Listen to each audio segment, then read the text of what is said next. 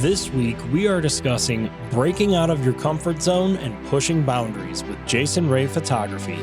You are listening to the LAKESCAPE Photography Podcast.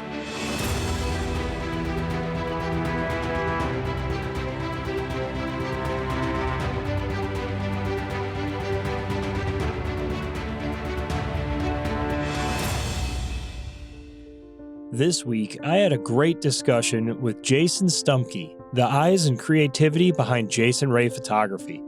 A Minnesota-based landscape photographer, Jason's work focuses on the incredible North Shore of Minnesota, south to the driftless region of Wisconsin, and many other beautiful areas throughout the Great Lakes region and the United States. In this discussion, Jason and I discuss ways he manages to help keep himself creative and always pushing his comfort zone a little further.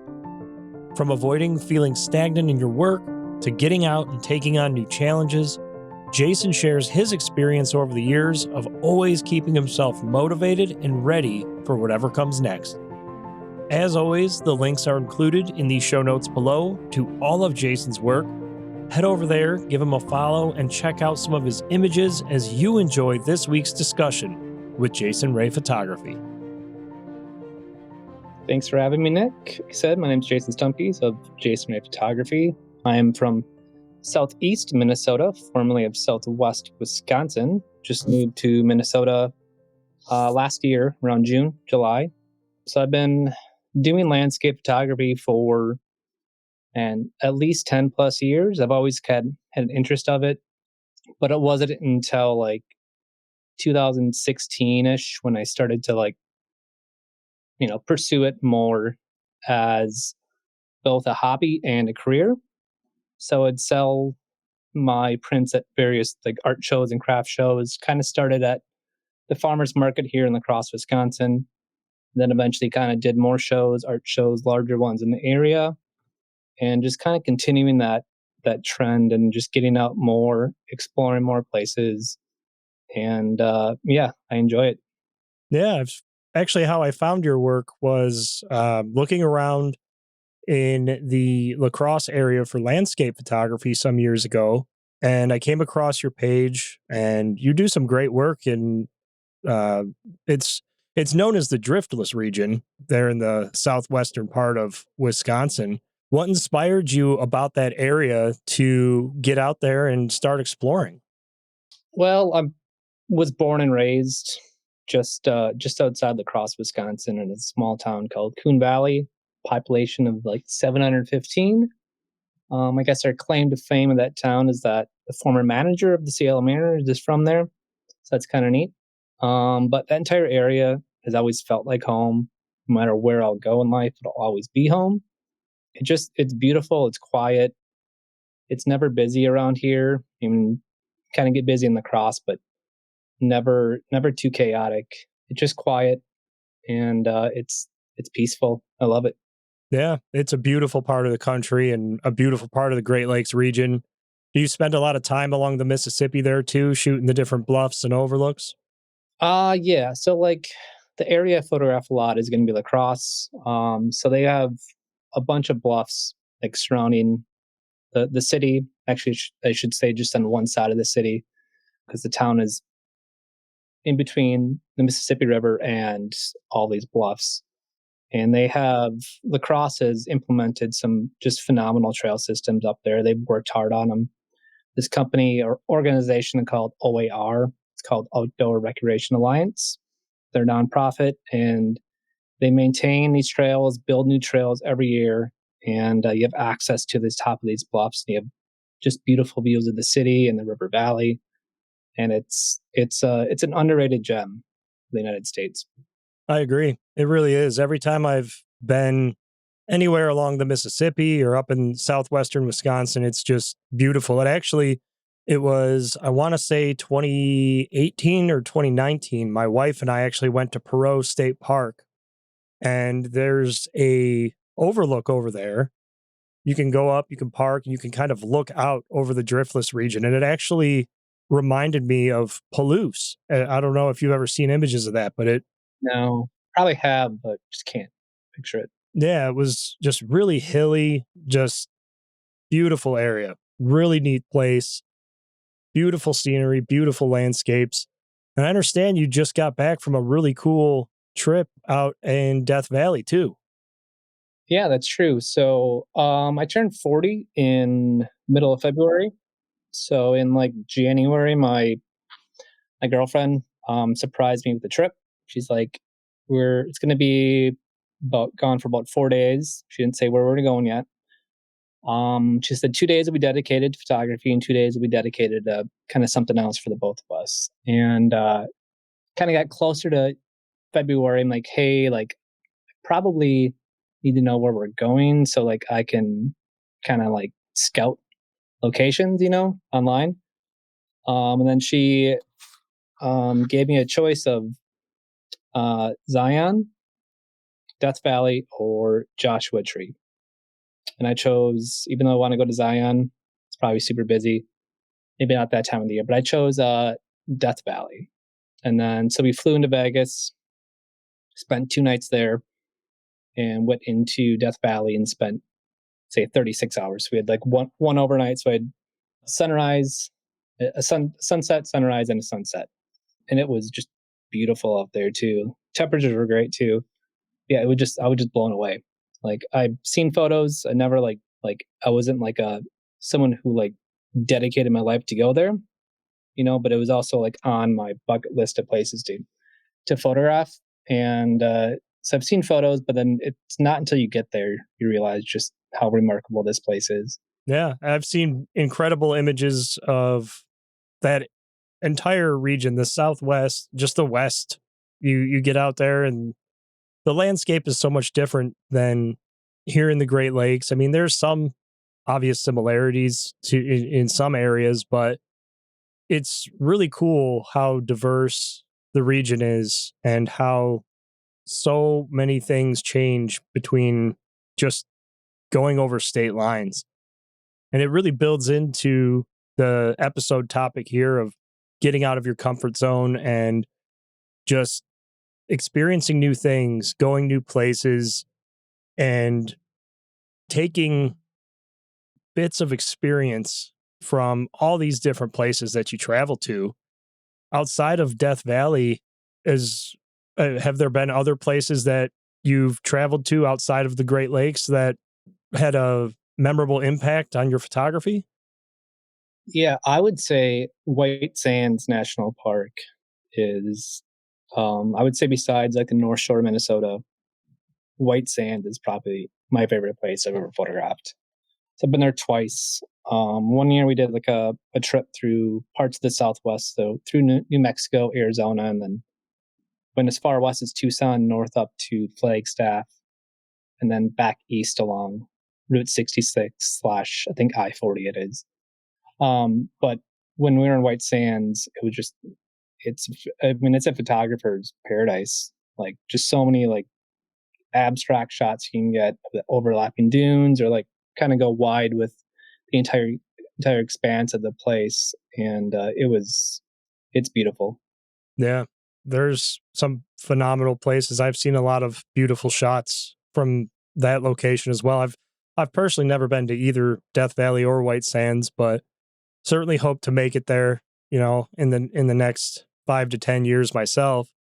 And for the same reason, you get out of your comfort zone and you experience something new. You do something that is different. I mean, we all know the Great Lakes region here, what it offers. We've got Lake Superior and the rugged shoreline, like we talked about. We've got the driftless region in Wisconsin, all the bluffs and overlooks of the Mississippi River. There's different regions here that offer different things, but getting to those new places that offer something totally different, just game changer as far as learning and experiencing new things. And it's something that I want to start off our discussion here with because I feel like as photographers, we get used to our region. We kind of get into our comfort zone. We know what's here. We know what's out there. Have you ever found yourself stuck in a routine in your comfort zone in this region and just felt the need to break out of it?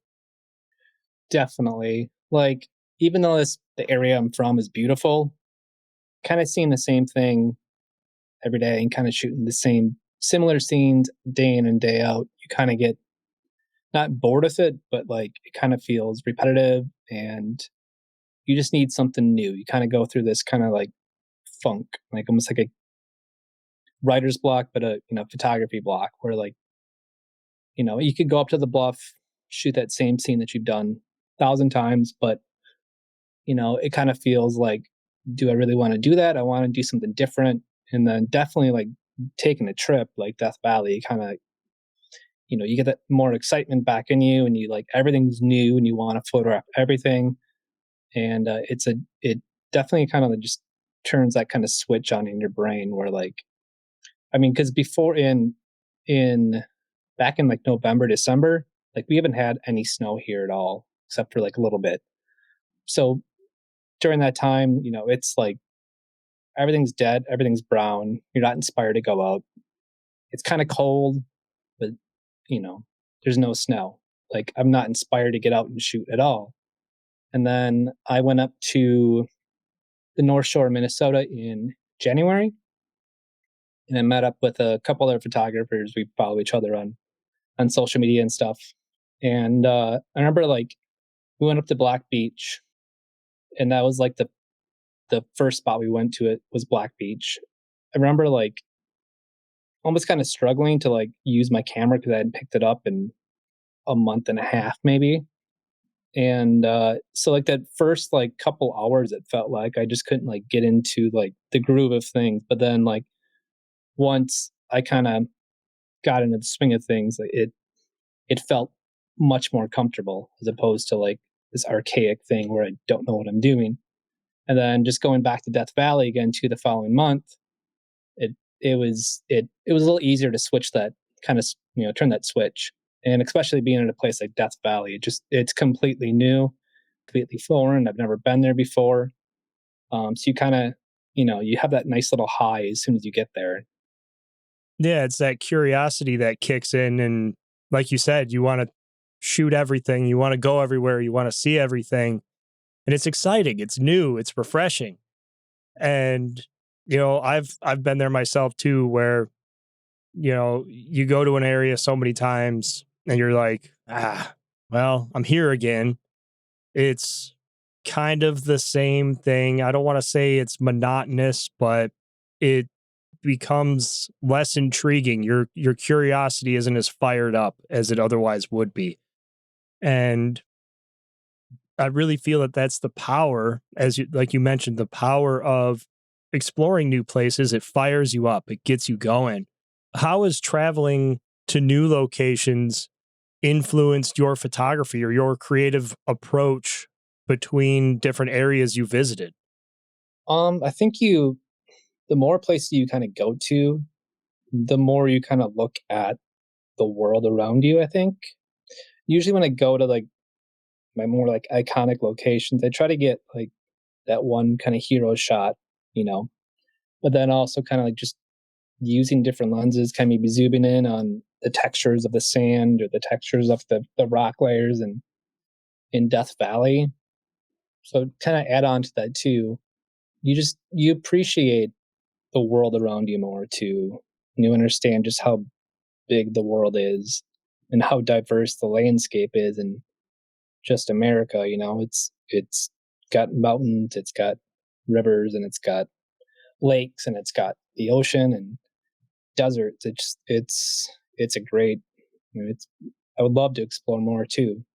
Yeah, I totally agree that exploring full time would be my ideal day to day. Like you said, it's so diverse. There's so much out there. There's so much to see and do and experience. Has there ever been a place that you might have hesitated about visiting, but it ultimately ended up being a transformative experience? I can maybe go with the opposite of it. So on this the trip we went through like the Southwest, we did go through Sedona. And it's pretty, but it's the town isn't meant for millions of people visiting, and especially when you're driving with an RV. it's much harder to get around on that town. Trailheads fill up, you know, well before sunrise. So like the amount of people can greatly affect like how you feel about the place. I tend to avoid crowds. If I go to a big city, I'm not going to bring my camera. I'll just kind of hang out and just sightsee. So usually, like crowded places are not great for me when I do photography. I can't like focus and I can't think. So usually, the more subdued, quiet places tend to work better for me. There was I didn't do much photography there, but like there's a it's called Sunset Crater National Monument in just outside Flagstaff, Arizona. And that was a place we didn't even like think about going to. We just kind of drove past it and drove through it, spent like, 4 or 5 hours in the park. But that place was absolutely beautiful. And like those little like small little places no one really talks about are like sometimes the best places to photograph. But like I said, I didn't do much like photography there, but I would definitely love to go back and like explore that area a lot more. Yeah, that's interesting that you say that because I've had those experiences too where, you go somewhere and a place resonates with you, but you maybe don't have enough time. Maybe you're there for reasons other than photography and you just want to come back. You want to go back and explore it more and learn it a little better versus the, I wouldn't necessarily say over traveled, but the more popular places where you're going to run into crowds. You're going to be, elbow to elbow with other photographers, like you said, looking for the hero shot. And it's it's a good balance to have both of those, but still be in some be in a location that resonates with you and actually matters. When you're out there and you're exploring new places and say you go to somewhere that is a maybe more heavily trafficked area or a more popular spot, has connecting with other photographers influenced your growth or helped you form lasting friendships that have influenced your photography? I to be honest, I haven't like connected with a lot of photographers other than just maybe like social media messages and stuff like that. And usually when I'm out, even when I'm traveling and stuff, I rarely meet other photographers. I mean, I met one in while I was in Death Valley. We just follow each other on Facebook or on Instagram now, but that was like actually one thing I wanted to do this year was connect more with photographers. So, like I said, I went up to the North Shore with these guys who I follow on social media. They got just phenomenal photography up there, and then connecting with you now here on this in this podcast. So that's definitely something I want to do more of. It seems like I don't do a whole lot of it, which is kind of unfortunate. There's photographers in the area too. Will kind of message each other, go out for coffee and stuff like that. But in terms of a broader appeal, I definitely want to kind of reach out more. Yeah. Yeah. And I mean, that's one of the things that I think is really beneficial with traveling and just getting out of that comfort zone in general. Like you mentioned, meeting new people and just having those conversations while you're out there. It helps a lot. When I went to Colorado in 2019, I was amazed at the amount of photographers that I had actually met. I mean, I was going to very popular places, the Maroon Bells, um, the Dallas Divide. I was in Telluride, you know. So when you're in places like that, you're bound to meet other people. But it's interesting that the people you meet along the way and you stay friends. Like you mentioned, you follow some of these people on social media, and you are keeping that connection alive, and it's cool to connect with these people down the road, or maybe you're in the same place again, and you link up and go shooting. Yeah, for sure. And like kind of go back to that Death Valley trip and guess me to that one photographer there too. We're out at Zabriskie Point there. And it's a super popular spot for sunrise. But we got there an hour before sunrise and the parking lot was full. And I was just like shocked that many people were there. It wasn't just photographers too, people like, just witnessing the moment, which is probably more pure than the photographer trying to get a shot for themselves. But because when you're shooting sunrise, sometimes you're so focused on getting the shot, making sure things are sharp or in focus or like the composition's perfect, and you kind of forget to like enjoy that moment. It happens more often than not, but usually after I take that shot, when I'm kind of done, I kind of just sit there and just like in silence and just kind of watch things. But yeah, I was blown away by the amount of people just at that location. And I think there must have been a photography workshop there that day too, because there was like a group of like 20 people. There's like an overlook area, and then there's like a trail that you can go like in front of the overlook. So like most of like the workshop attendees were kind of in front of us, but That's something that I have to keep in mind when I go to certain places here in the Great Lakes. When there's hot spots for sunrise or sunset, or if there's something unique happening like the Northern Lights or something like that, like you've got to get there. You've got to get there early, and sometimes it's a couple hours early. It's sunrise or sunset, and then you kind of have to just hang out and keep yourself busy while you wait for the show. And it's great to, like you said, it's great to see people wanting to enjoy and experience these things, and being able to share that with a group, even if it's just a group of strangers, I think it's really fun. It's a really rewarding experience. When you're out there and you're shooting, it sounds like you do a lot more solo shooting than group shooting, with the exception of your trip up to Minnesota. Which one would you say helps you push your creative boundaries the most? Do you find that going out in a group is more beneficial, or going out on your own is more beneficial?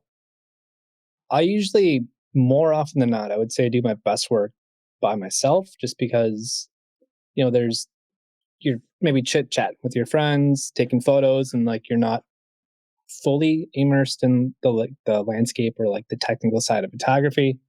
So yeah, I mean, I would say, like I said, I would say that um, being by myself, I tend to perform better, but I do like having the friendships around and like that trip up to the North Shore. There's a few places I haven't been to yet, and they kind of like showed me these places. So I wouldn't have seen those places if it wasn't for them, and I got some pretty decent shots too. I definitely want to go back when the weather's a little better. And there's also you have to kind of work around everyone else when there's like two or three people there. So like the shot you want to get, maybe they're right there, and like you see a shot, but then you don't want to like comp stomp their shot and like think you're stealing it type of thing. But I mean, it is nice to have people around, but at the same time, I tend to I think get better shots when it is just myself. Yeah, you don't have that social obligation of, keeping the conversation going, and you're able to just focus on what it is you're there to do, and focus on your experience and focus on what's going on around you, what's speaking to you. I totally relate to that because I'm a lot of the same when it comes to getting out there and shooting images. I love going out with friends, and even, there's been some instances where I've met someone that day and just said, "Hey, I'm going to hike over here. You want to tag along?" And or vice versa. And I'm like, "Yeah, sure, let's go." Like, I know that you're probably not supposed to be following strangers into the wilderness, but But they have a camera with them, saying that they're safe. yeah, exactly. They have a camera with them. It's fine. It's safe. You know? It's code. It's kind of weird. I went up to the North Shore last winter as well in January with two different guys. One of them is I should say was from La Crosse here, and the other one is from I think Iowa. They both had met on a Brian Hansel workshop a couple years prior to that, and then I had known one of the guys, Austin, like I said, from the cross, but we had never like gone shooting together in the cross. But only time we ever shot together was actually up in the North Shore of Minnesota, up in Grand Marais. So like the fact that we lived 5 miles apart from each other, give or take, we never shot locally, but it took driving up to Grand Marais to you know take photos together. It's interesting how that kind of stuff works, how you can travel all those miles and you'll run into somebody that lives 20 minutes from you. And it comes back to that, it's a big world, but in some respects it's a small world too. I've had the same experience, especially up in the Upper Peninsula. You'll be going hiking, doing something, and you'll run into somebody, start talking, and it's like, yeah, this person lives 20 minutes from me. Just this past January, I actually met somebody that lived probably 15 minutes from me in the middle of January in the Upper Peninsula, out on the shoreline of Lake Superior. There was probably, outside of snowmobilers, probably like 5 people there. And just so happened to find one person that lived really close by. It's crazy how that works.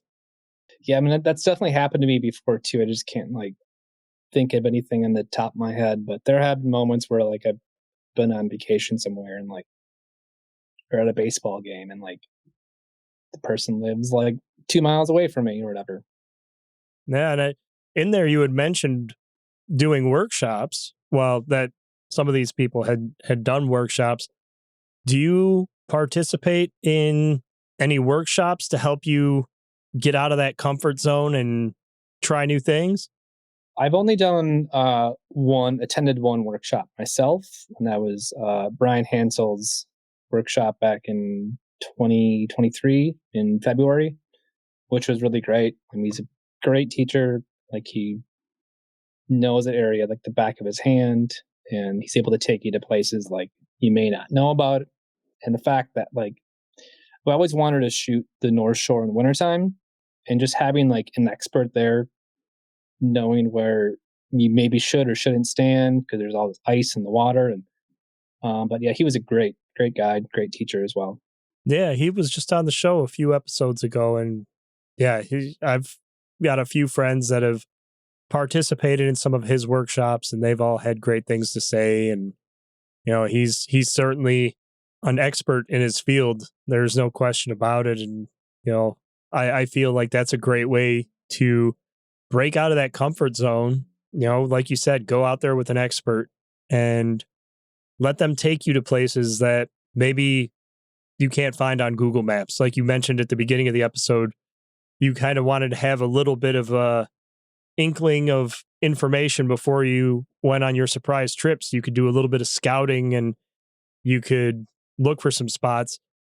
When you're breaking out of your comfort zone with a guide in respects, it helps so much, I feel like, because that it removes that where am I going to go piece, and you can just focus on that creativity.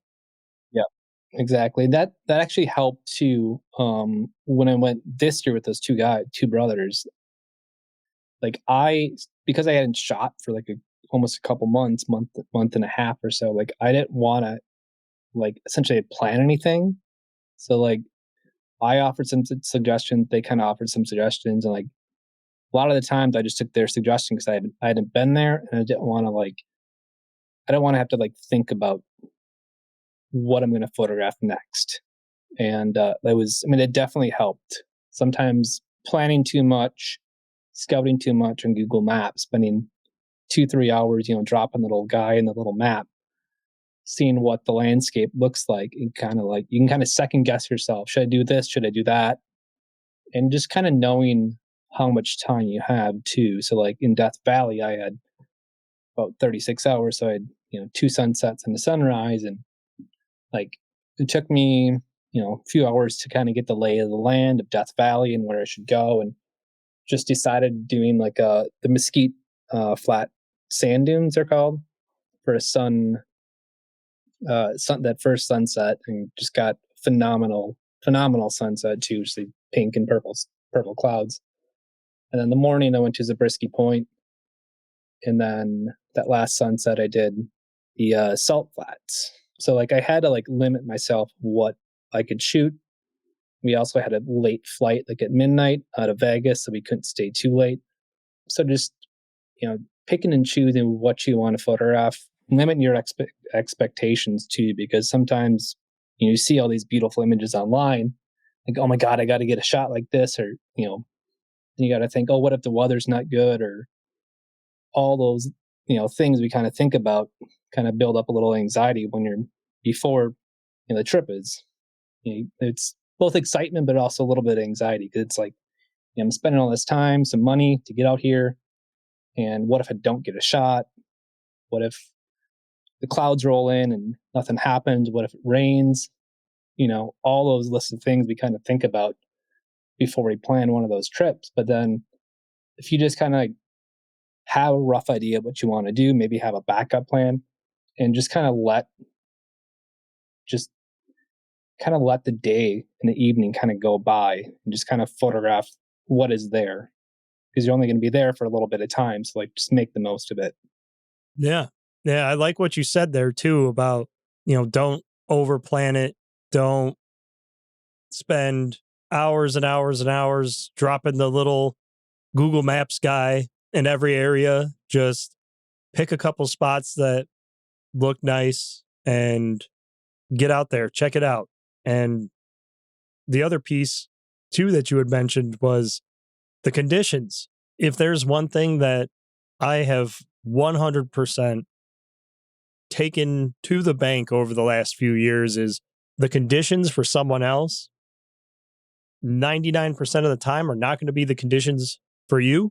So whatever image you see, like take that bit of inspiration from it, but make sure to go there with, like you said, that lack of expectations. You're not going there looking for anything other than the experience and what kind of reveals itself and allowing it to speak to you.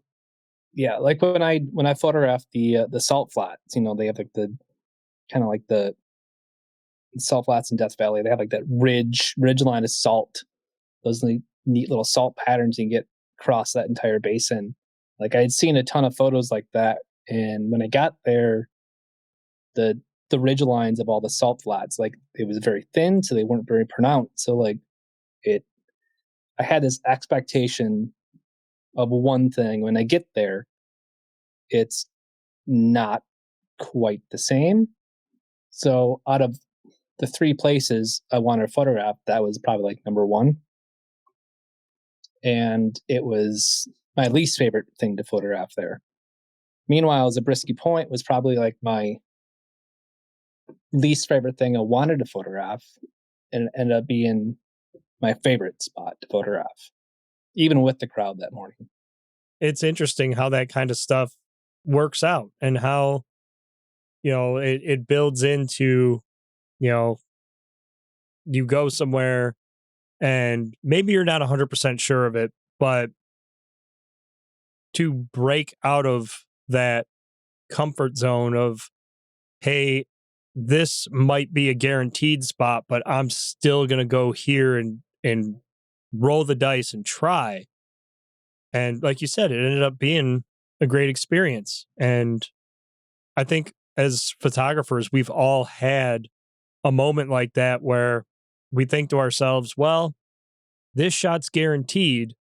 This shot's a maybe, but I'm still going to take my chances and see what happens. And like you said, sometimes it is the best shot of the trip or one of your favorites, at least. Very cool stuff. And it's really part of like breaking routine and how it leads to growth and how it leads to building upon what you've learned to that point. How has pushing your own limits made you a better photographer and helped you just get outside of that comfort zone that we can fall into? Definitely like posting more photos that I enjoy taking as opposed to like what might be more popular. I was never one who would just post to get likes and stuff on social media, but focusing like just doing more detailed shots, zooming in on the landscape or the textures in the sand or the rocks, um, just showing more of that stuff. Even though it doesn't get shown much on social media, like I find you kind of grow more as a photographer that way just by doing what you want to do. Like that's why you're there. You're not there to you know be popular. You're there because you enjoy being in that moment at that time and watching the sunrise or the sunset, or maybe just observing like the patterns in the sand or the patterns in the rocks, the colors in the rocks. And also like too, like for me, like because I sell at art shows too, and throughout the year, craft shows in the area, and like it can be like at least before starting out, like a little intimidating to like show your work out to the world, like in person. It's like, is anyone gonna like this stuff? Is anyone gonna buy it? And so I remember like the first like show I ever did. It was at the town that I went to high school to. It was called Westby, Wisconsin, and they always have a festival called Sit in the Mai. It's a Norwegian town, so it's like a small little Norwegian festival they have, and there's like art and craft fair they have there. So that was the first show I ever did, and I remember like I didn't have a lot of photos. I didn't have like the best stuff at the time, and my setup was pretty terrible. But I remember like this one guy, the two guys came in, and one of the guys bought like just a small 8x12 print for me. He's like, "I'll take it." I'm like, "Really?" Like I was just like, "You want to buy this from me?" And it was only like $15 or whatever, but it still felt like, I mean, it felt great, but it also like it was a weird but very cool moment. And then you get more and more comfortable, the more you do things, the more shows I do, the more comfortable I get kind of showcasing my work. But yeah, just doing, I mean, I love to photograph things I want to photograph. I suppose you're probably the same way too. Yeah, I totally can relate to that in, stepping outside of your comfort zone, rooted in doing something for you. Like you said, you go out, you take pictures, you're not looking for likes or follows, and that's an easy trap to fall into, but you're shooting these places that you love, that are speaking to you, that are memorable, or details about the experience that you're having. And then when someone else is moved by that and wants to basically take a piece of your experience home with them, it's magic. That's huge. It's still a good feeling too every time I even sell a small print, 8x12, or whether or not someone wants to get like a 20x30 metal print. It's still like that same feeling. And I don't think I'll ever kind of lose that either. The prints that I've sold, um, I've always kind of had that same feeling of, this is a little piece of me that's going somewhere, whoever purchased it, wherever they might be. And it's interesting because you realize, I feel like in that moment you realize your connection with your work. And that kind of add on to that, what I've found out, that the ones that sell the most are going to be the ones that people identify with. So like photos of the bridge and the cross, or maybe photos of the bluff and the cross, maybe a photo of downtown the cross. Those are the shots, at least in this area, are the ones that are gonna sell the most because people identify with it. They remember going to maybe that bar, or going to take music lessons at that music store as a kid, or maybe they had just graduated college and they want to take home. They enjoyed going to this bar as well, and they have memories there, and they want to take a piece of that with them. their next adventure in life. Yeah, those and the ones that are more personal to me don't sell as much. When they do, it's always like a very good feeling. Like it doesn't happen a lot, but when it does, it's like, I mean, it's extra special. Yeah, it's those shots that, like you said, the ability for someone to relate to something is always going to be a huge selling factor. And it's something that I noticed early on in my work too. And, what I was being inspired by was places that I had been, places I had memories at. I would look at other people's images of those places and I would think, yeah, that's a monumental connection between me and this photograph. And, you know, translating that into your own work, like you said, it could be a bar, it could be a bridge, it could be just a grand sweeping shot of the whole city. If somebody has that connection there, that's going to resonate with them. And then those smaller scenes that resonate with you, when those sell or those get traction, it's a great feeling. And I was actually, my next question was going to be, what are some of the unexpected benefits of stepping outside of your comfort zone? And you kind of already touched on it in a couple different ways there with, you're selling these prints that mean something to you because they're those personal, intimate scenes that spoke directly to you. Oh yeah. So like I know that I love to photograph winter. It's great, especially when the conditions are nice.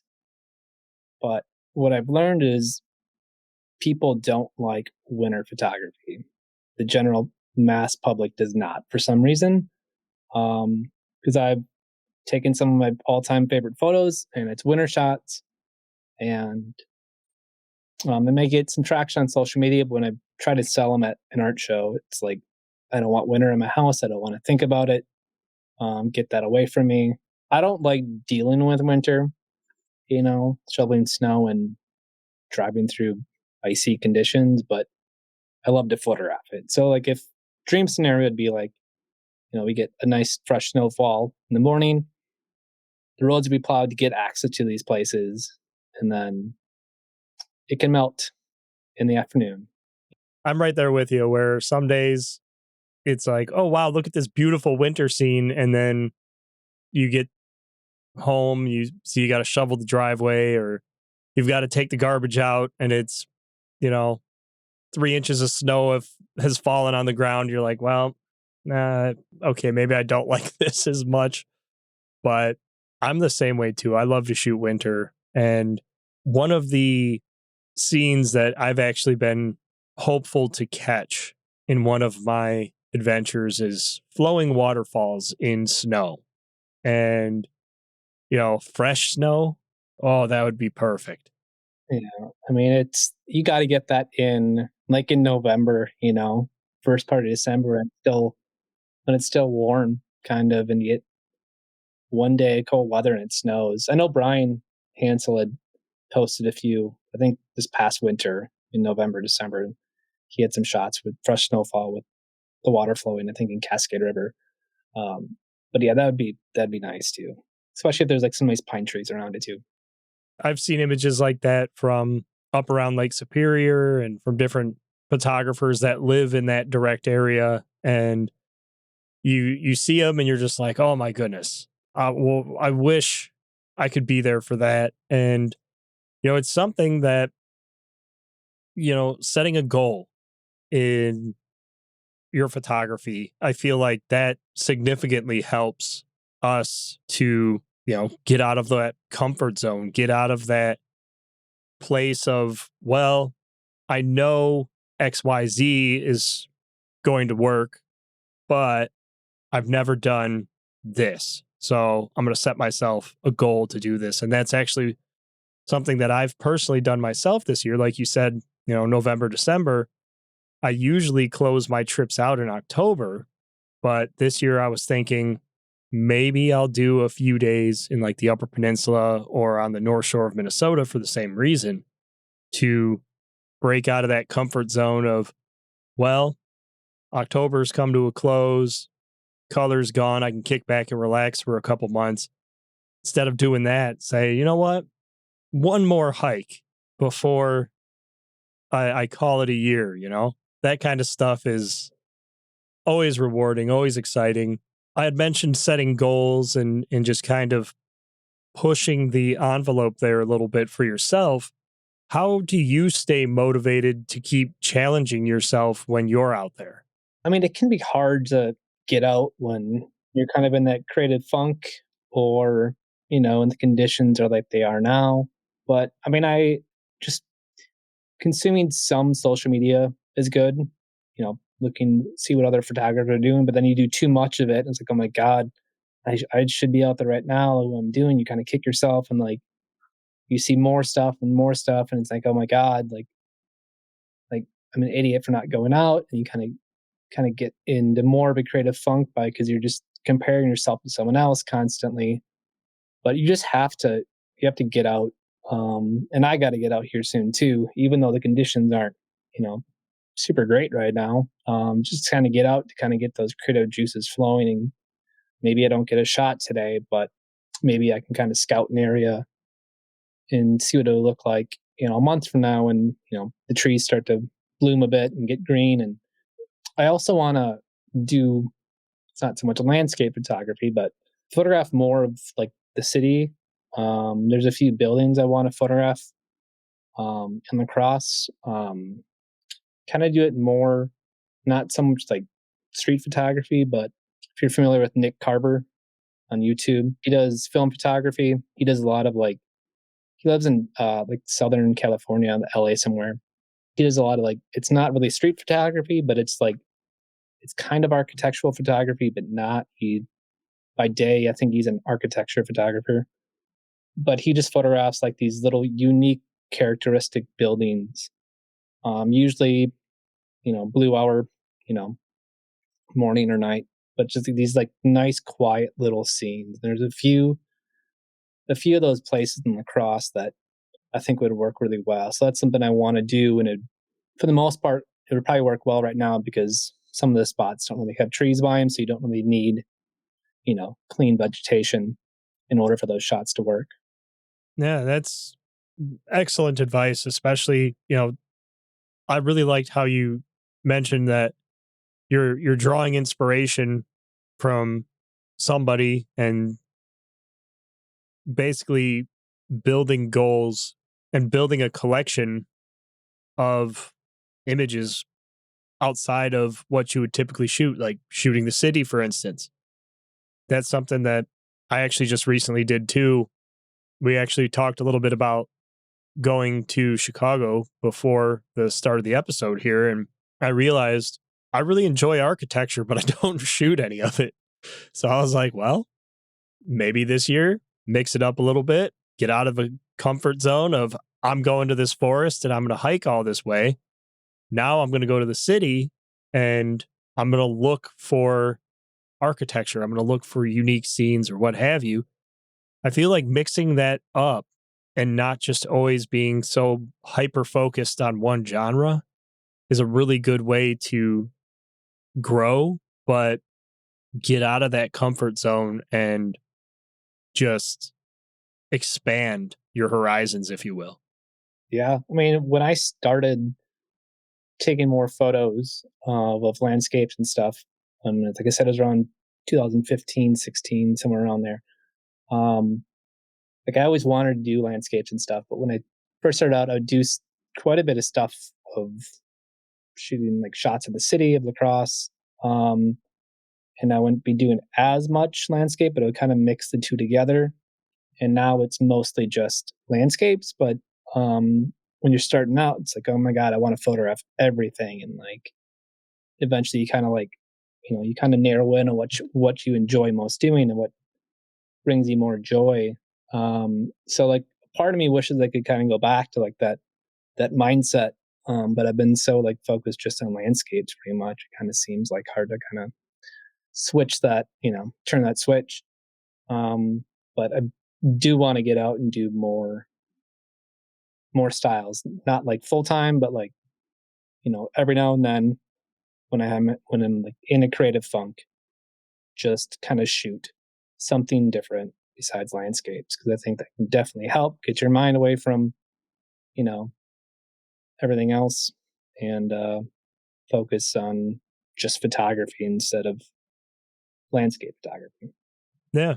I really like how you put that is when you feel stuck in one area, try something else because it's likely going to kickstart that creativity and you never know what you're going to find out there. I mean, like you mentioned, architecture, maybe on your way there, you see a really cool, you know, highway structure or you see the light hitting something in just this perfect way and it's something that you would have never have looked at because you would have otherwise have been in a forest or in a bluff or wherever.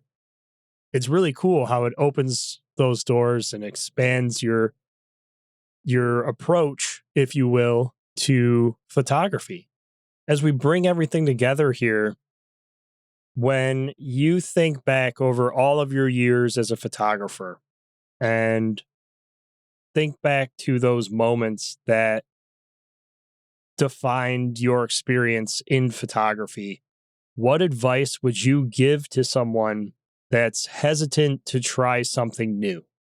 You gotta just try it eventually. Like it can be difficult or, hard to like get awkward sometimes, but eventually you just gotta stick with it. The more you do things, I guess the more comfortable you're gonna be at doing them. And like for me too, I definitely wanted, like going back to like shooting more shots of the city. For me, it's always hard to like get out my tripod, get my camera, and there's like cars going by and stuff like that. It's hard for me to focus, and they're probably like thinking, "What the hell is this guy like taking a photo of this weird building?" So there's always like that kind of like self conscious thoughts you have to yourself. But so that's definitely something I myself want to work on. But I know the more I would do it, the less it's going to be painful to me. Yeah, that's well said. Is you just gotta get out there and just try, just do it, and the more you do it, the easier it'll become over time. Are there any small steps that you would recommend photographers take that may feel like there's a barrier? Maybe they're anxious about it. Maybe they just don't feel comfortable doing something. Have you ever faced a moment like that? And are there any small steps you could recommend to someone? I would say it's different for landscape photography because I mean it's just you who's out there, and like you don't have to travel 800 miles to take a landscape photo. If you don't live in a big city, that is. So like just going out, if you are in a big city, I guess, and going out to a small little park, then that could be kind of landscape stuff, or maybe you could incorporate some of the landscape in with the city. So you don't have to like. I mean, it's easy to get kind of jealous or whatever of seeing all these photos online of all these exotic places, and people are posting photos in Yosemite and Yellowstone and Denali and wherever, Patagonia, and it's like, oh my god, I'm just here, just in Wisconsin. You know, it's pretty, but it's not, you know, Yosemite pretty. But that doesn't mean there can't be, you know, excellent photos to be made. So just going out and just like observing the landscape. And the more you do it, the more, you're going to understand how the light works, or how the light interacts with the landscape during a certain type of year. So the more you do it, just the more comfortable you'll be. That's something that I've thought about a lot myself over the years is you open Instagram or you open Facebook or even, watch different YouTube videos. Like you said, you see the Rockies, you see Patagonia, you see, you know, all these incredible places, the Faroe Islands. That's a place that's really jumped in popularity over the last 5, 6 years. And then you go and you walk out your back door and you look around and you're like, well, it's definitely not the Faroe Islands, but I really like what you said there. There's still beauty to be found. Maybe it's not as, call it, for lack of a better term, easy as some of these more photogenic places, but it's out there. You just have to seek it out. And I don't know, maybe it's the same for everybody, but do you kind of enjoy embracing that challenge of seeking it out when you're out there? Yeah, for sure. Like you don't get great conditions every day. So like you have to kind of go with that mindset of, I might not get a photo today, but just enjoy that moment. But when the conditions are right, then like that surpasses all that negativity by miles. As all of us know, photography is all about conditions. And if you've got the right conditions, almost anything can look good. Yeah. I always like to have this mindset. You got to be lucky, but you also have to make your own luck too. So you have to maybe drive 5 hours away. You have to maybe hike 2 or 3 miles to get to this location. You have to, scout this location, whether it's physical or on Google Maps. You've also have to have knowledge of how your camera works and using the right lens. But then all that knowledge you get there, this location, and conditions could be crap. But when they are right, it's amazing. And even if the conditions aren't that good, usually a good photographer can at least come away with something they're proud of. Yeah, that's something that I always remind myself of is even if the conditions aren't great, just challenge yourself to try to come away with something. Like don't force images or, stress yourself out. You have to have that point where you just say, okay, this location isn't working and just accept, hey, this isn't going to happen today and walk away. But I too like to challenge myself. Maybe you're swapping from a 24 to 70 to a 70 to 200 and just looking at things a little bit differently.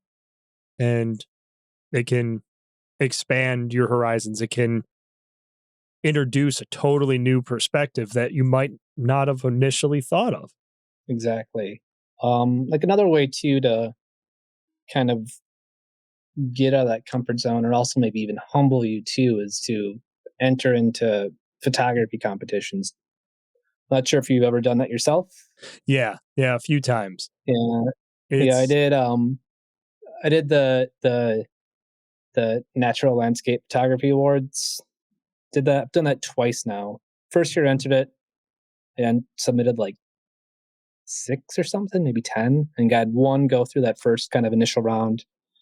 Nothing after that, and then last year I did submitted like 12 images or whatever, and I had I want to say 4 or 5 go through that first round, and then nothing after that. And it's like, God, do I suck or like whatever? Like how like it really humbles you, but it also makes you kind of work harder and try and grow and learn. And then you see the results of the winners, and it's like, okay, now I know why.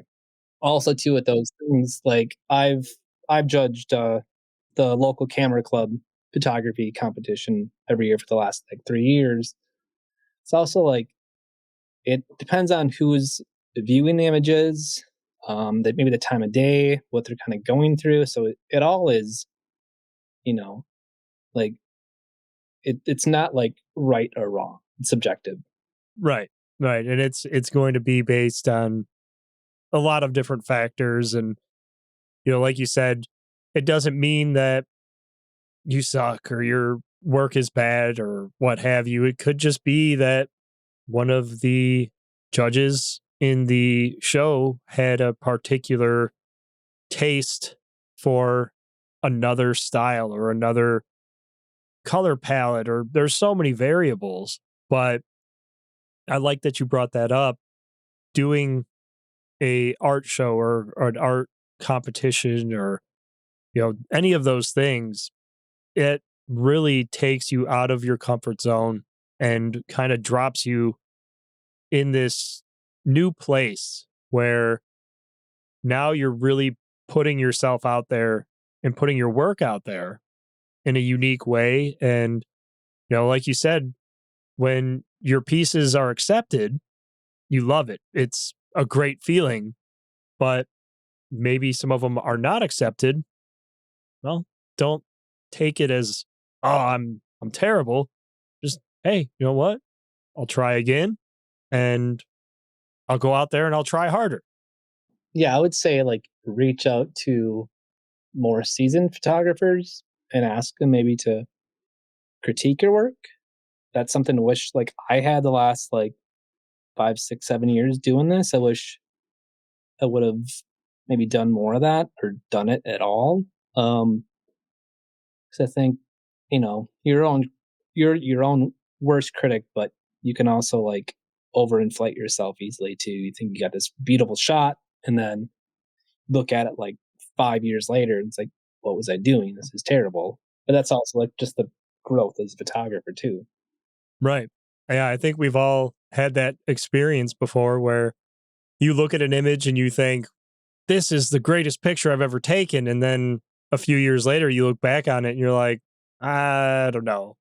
Yeah, there's a few of those. Right now I'm currently kind of going through essentially creating new products in my online store, so offering like frames and float frames for canvases. So I had to like delete all the products on my website, and I'm process of re-uploading everything. But in that process, I've been able to kind of go back and eliminate, like a third of the images that were on there at the time because like looks like I kind of misfocused, or there's camera blur in it, or the composition's terrible, or it just it not a great image. So like going back and reviewing your work like every 2 3 years is a great way to like see your growth and also like understand like how far you've come along too. Yeah. And that's actually, it's interesting that you brought that up because I've always kind of done the same thing. Every 2 or 3 years, I'll go through my work and kind of cull it down to my favorite images or images that I think are still powerful. And it, it's interesting because I feel like it's a great way to also get out of your comfort zone. Like you said, you critique your work, but you have somebody else critique your work too, which is always going to be incredibly beneficial. I've done that in the past myself, but culling down your work, it's that growth piece of looking at it subjectively and objectively and thinking, why does this work? Why does this not work? But it takes you outside of that comfort zone of all my pictures are awesome and puts you in that mindset of, well, maybe they're not as great as I thought, but it also opens the door of, well, I took this shot. I see what I could have done better. Now I'm going to go back and I'm going to try it again with what I know now. And that can be really exciting and really rewarding over time to see how that changes. For sure. I mean, it's nice to kind of look back at my old stuff, and there's still a few images that I took like 7 8 years ago that I think are still really good. But I would say the majority of those ones were I saw stuff in the image and I still see stuff in the image, but the highlights are blown out, or the composition is just like off a little bit, or color balance is weird on it. But yeah, it is. I mean, it is humbling to kind of look back. Yeah. And one word of advice I can give all of our listeners here: always save your raw files, because I can't tell you how many times I've come across an image where I'm like, I totally blew this edit. Where's the raw file? Then I go and I look. Well, it's gone. Well, that image is gone. I have probably at least 6 terabytes of raw files just on external hard drives that I mean I never plug in unless I need to access a file from there. Um, but and I got raw files from like college back in 2008 ish. I'm not sure if that hard drive still works, but they're still there. That's the thing. But yeah, it doesn't take much to fill up a terabyte hard drive anymore. Yeah, it really doesn't. I do the same thing. I have a couple desktop arrays that back up to a network attached storage system, and then that backs up to the cloud. And I actually just got an alert on it last week that of the 12 terabytes that I have, I hit 8. And I'm just like, I don't even want to know how many raw files that is, but it's cool to go through it as we bring all the discussion pieces together here and bring everything that we've discussed throughout the episode. If there was one piece of advice that you could go back and give yourself when you were first starting about breaking out of your comfort zone and just keeping that creativity alive, what would you go back and tell yourself? I would just start earlier, you know? Um, Explore by yourself. It's a great way for me to see the landscape when I'm by myself. Reach out to other photographers in the area, whether that's someone's more experienced than you, or maybe someone who's on the same level. So you can kind of talk to each other and like help each other out. That's something I wish I would have done more of. And photograph when you're starting out. I would photograph like more of the iconic places, whether that iconic place is just nearby you or if it's, you know, 2 or 3 states away. Just photographing those places and seeing how other photographers photograph those places too, like more established photographers, and like understanding what works in their composition. And once you understand how they kind of work and how that composition works, then you're kind of able to kind of photograph that scene. You can kind of copy it, which is fine. You're kind of starting out, but then the more you kind of do that, the more you can kind of find your own voice, your own style, photograph those places in different perspectives, different points of view. Maybe you're up higher, up lower, or different angle, different, focal length, but just kind of start out with the basics. You're not going to know everything when you're starting out. No one does. That's very well said. And I totally agree. It's something I've said before. Imitation is the greatest form of flattery. And if you see someone that inspires you, don't be afraid to go out and, especially if you're just starting, don't be afraid to go out and experiment with that same scene. Set your camera up, maybe use a different focal range or go at a different time of day, or, the possibilities are endless, really. But the experimentation and just constantly pushing yourself to learn more, experiment more, experience more.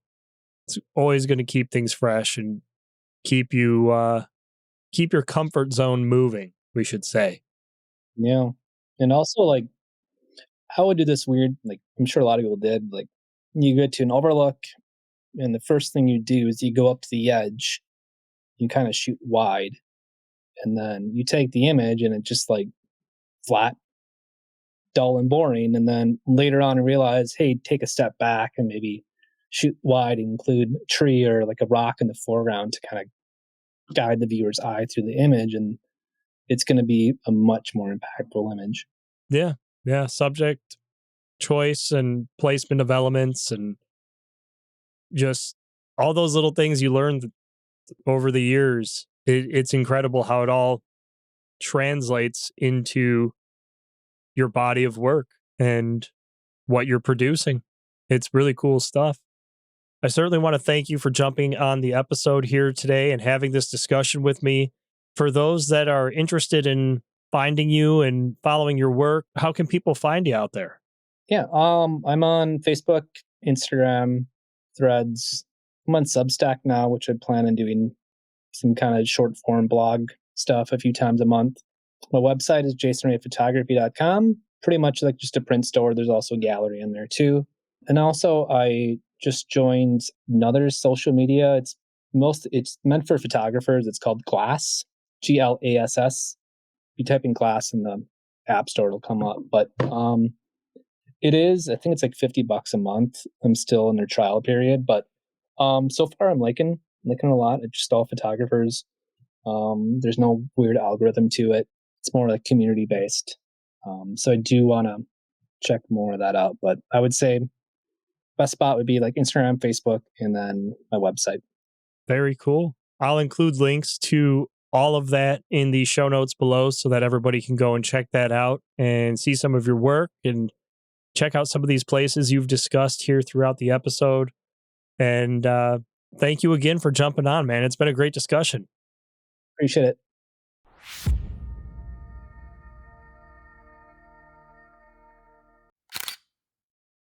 Thank you again for joining us, Jason. It was awesome to have you on the show. All of his links are included in the show notes below. Don't forget to head over there and give him a follow and check out some of his prints and his work. In the next episode, we are going to be joined by Mary Beth Kaczynski as we discuss astrophotography and the many incredible ways that we can capture the night skies. Join us for the discussion as she shares some of her most memorable moments and learning experiences in the field and beyond. As a reminder, the show is transitioning to a new episode every 2 weeks going forward.